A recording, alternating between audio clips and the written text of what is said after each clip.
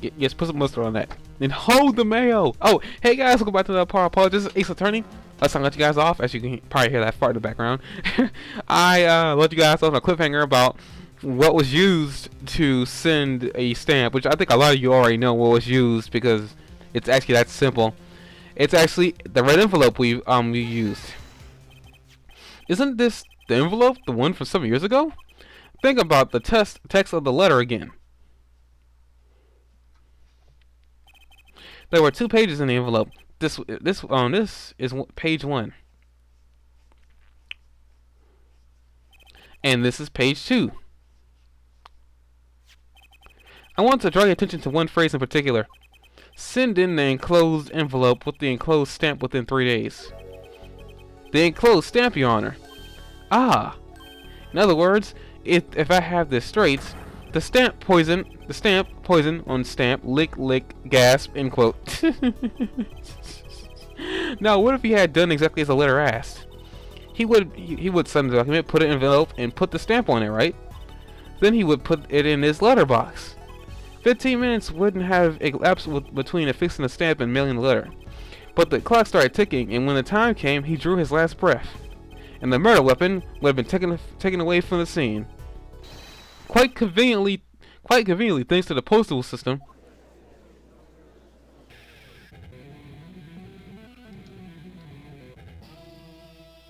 Such a splendid imagination you have, Herr Forehead. Let me confirm one thing with you, if I might. So this poison stamp was inside this envelope from 7 years ago, yeah? Is that what you have us believe? Really? Well, it's a little bit of a stretch, but there is a possibility. Yes, a small possibility. How small, I wonder? A poison stamp in this envelope. A stamp that then became the murder weapon. How do you intend to prove this seeming coincidence?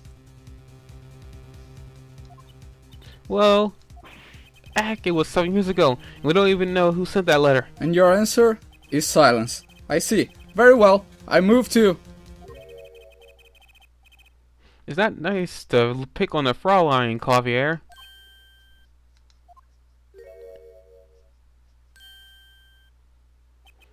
Ah, Emma! When did she appear? And I'm mad he looked, I'm mad Klavier looked up and he thought he saw his brother, and in the instance it was actually Emma Sky. That was kind of really foreshadowing something. Well, I like my Kristoff Gavin impression. Did I sound like him? Don't quit your day job. Don't you have a crime scene to be looking after, Fraulein Detective? Someone had to come dig you out of all your mess you're making in this case. Mess? You know, none of this would happen if you just trusted in the science a little bit more. You could find out that stamp was in an envelope. Easy. Care to explain yourself, Fraulein Detective? Glare at me all you want, but science is on my side. It's all in the residue, right? That's right! The poison detection spray! Produce the red envelope at once. Can you open it on an authority of you can open an authority of a court. All you gotta do is just spray this right here. And look at that! Don't forget you gotta click that. Whoa, would you look at that? No mistaking it. That's atroquinine residue. I don't believe it. A murder weapon from the past. Now, 7 years later, it bears its fangs at last. Absolutely outrageous! Tell me why! Why didn't this murder take place 7 years ago? Well, there's one possibility. Maybe Mr. Misham figured it out. Figured what out? He realized that the person who sent that letter wanted him dead, so he sent his reply with a different stamp and put his decisive evidence in a frame. Who just yelled, "Hold it"? You're still here? Can I make a statement here on the record? I spark razor tooth Brussel, claim this scoop as mine. Drew Misham killed in cold blood by a sender of 7 years old letter. End quote. No, maybe something more sentient, like star falls after 7-year delay, end quote. He's like, I mean, you're still here? How'd you forget him that fast? I see no room for free argument here, though I admit this is all coming as quite a shock. To think that a murder weapon reached his mouth after 7 years. Stamp is the ticket straight to afterlife, end quote. Uh-oh, I think the witness is a bad influence on our judge.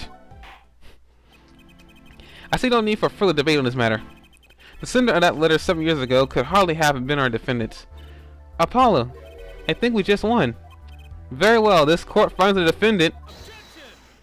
Oh lord, no, Klavier, no, no, we're about to win this case. Is this the bright future of our legal system? Prosecutor, Gavin? A ticket to the afterlife from 7 years ago? Tickets for Gavin's shows are invalid after 2 weeks. But it doesn't make sense any other way. It boggles my mind that so many people haven't noticed this. There's a fatal contradiction in her forehead claim. A contradiction? A poison stamp was placed in this envelope 7 years ago, whereupon it was framed, until now. If that's the case, then why would Drew Misham have done what he did? Emma explained that he must have realized it was poisoned. Yeah, but that doesn't Therein make lies sense. the rub.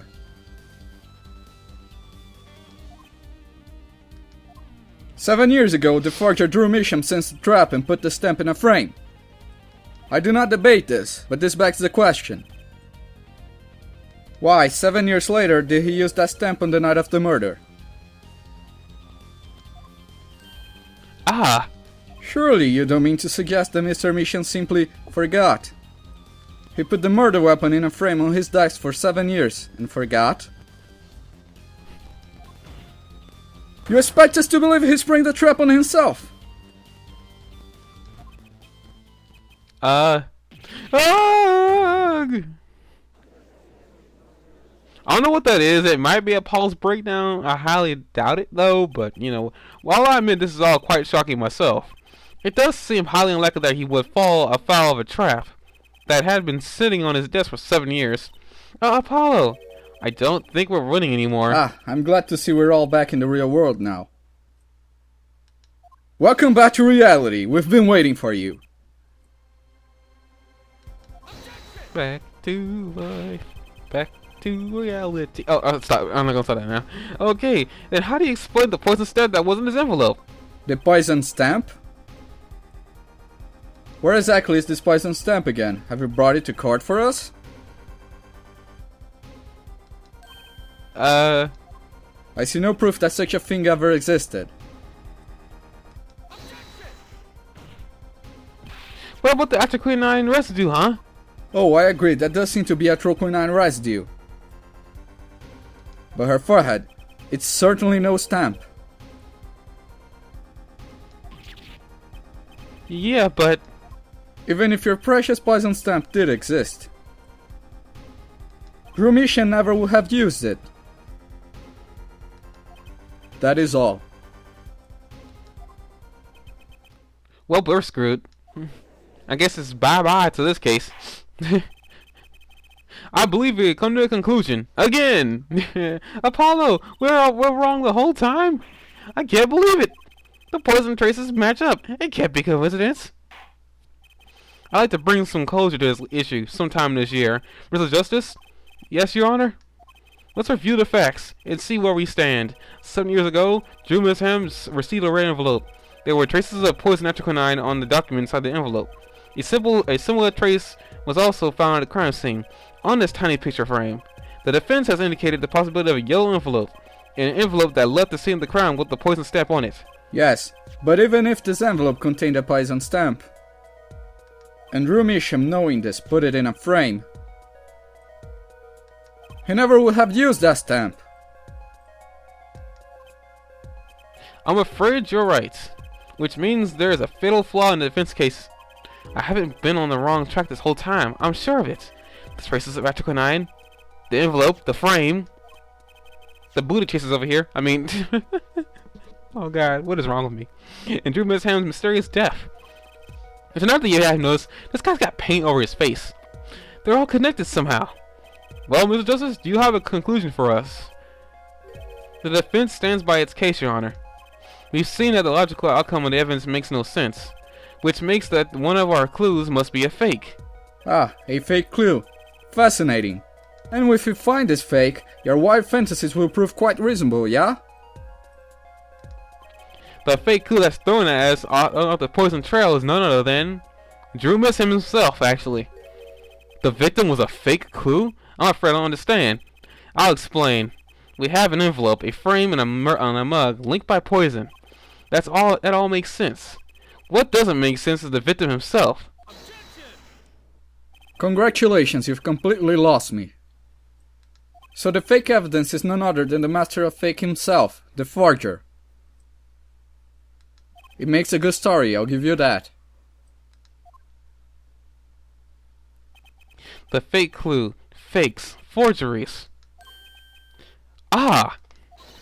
I know that face. It's the I got an idea face. Ba-da-da-da! I don't know if I'm right, but I'm going with it anyway. What if our forger is the fake? Come again? 7 years ago, our forger sniffed the trap and stepped aside. 7 years passed. Now the forger stumbles in that very same trap and dies. Why? That's what I want to know. Because the forger who was killed was a fake. Here we are again. The victim was a fake? One forger smelt the trap, one forger fell into the trap. That's two forgers and one of them was a fake.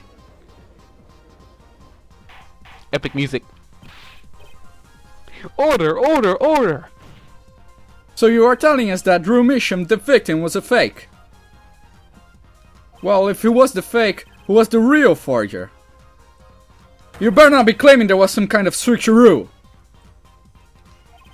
I'm afraid you're going to have to back up your story, Mr. Justice. Show us just who the real Drew Misham was. If Drew Misham wasn't the forger, there's only one other person it could have been. Understood, Your Honor. Now, I want you guys to actually think about this first. I want you guys to think about the real forger here. Now, I got something to say. If you are an artist like myself, if you draw quite a bit, you kind of go by pen names. Think about Drew Misham for a minute. Who would really be named Drew is a pun off of something like drawing? Like, that makes no sense. The real Drew Misham actually happens to be somebody who we have actually been seeing quite a bit of. Yes, folks, the real Drew Misham happens to be Vera. There can only be one explanation, really. The real identity of the forger known as Drew Misham is none other than his only daughter, Vera Misham.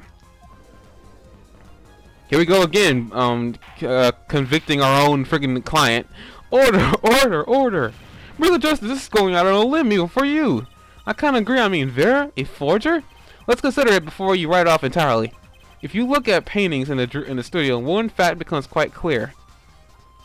Forgery had been taking place in that studio for quite some time. The forger wasn't caught in that trap 7 years ago.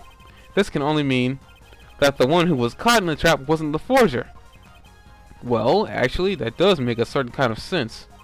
One more thing. Only 2 sets of fingerprints were found in the forger's studio. Drew Misham's and Vera Misham's.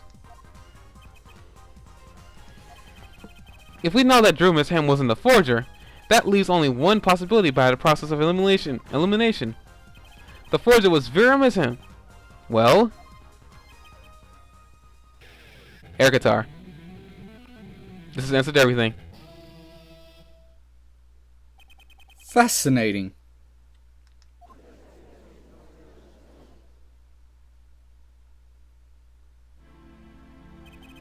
Vera Misham. You've been paying attention to the trials so far. Let's just ask her and be done with it, shall we? Who are you? Who is the forger? Drew Misham?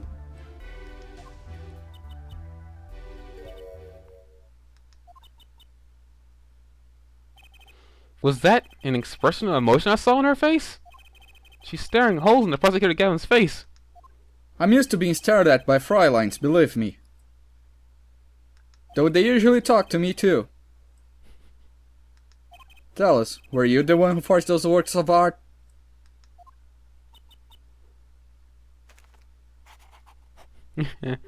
Anime face again. Yes. So the forger Drew Misham was you?